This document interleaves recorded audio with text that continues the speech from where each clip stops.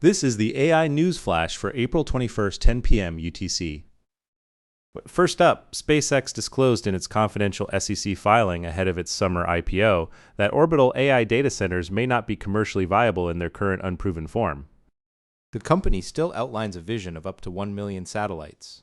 Once Starship is operational at scale, SpaceX claims it could launch 1 million tons of satellites per year at 100 kilowatts per ton, adding 100 gigawatts of orbital AI compute annually.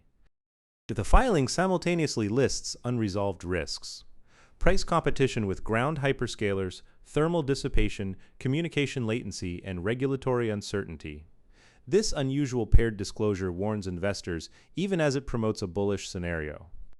Alongside Blue Origin's Project Sunrise and Axiom Space's orbital plans, SpaceX's explicit risk language signals that the next frontier of AI infrastructure is moving into orbit, but the commercial timeline remains genuinely uncertain. Second up, Bloomberg reported on April 21st that Anthropic's unreleased Mythos model is being accessed by unauthorized users. Anthropic withheld public release because Mythos can, when directed, identify and exploit zero-day vulnerabilities in every major operating system and web browser. The model has been provided on a restricted basis to more than 40 companies and government agencies for testing. Bloomberg's reporting indicates the NSA is using Mythos while CISA lacks access, and both the White House and the Treasury are currently negotiating access for their agencies. The apparent breach of the restricted access program raises urgent questions about how frontier AI with offensive cyber capabilities should be governed, and highlights widening access gaps among U.S. federal agencies.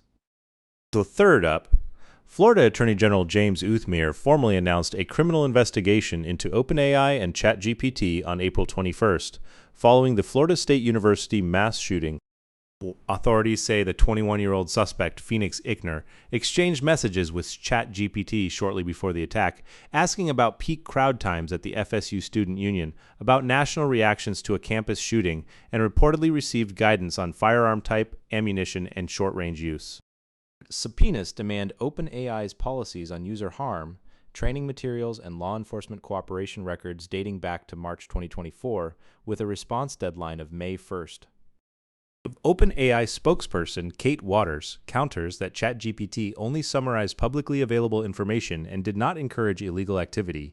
Still, this stands as the first major U.S. criminal probe testing chatbot liability with significant precedent at stake.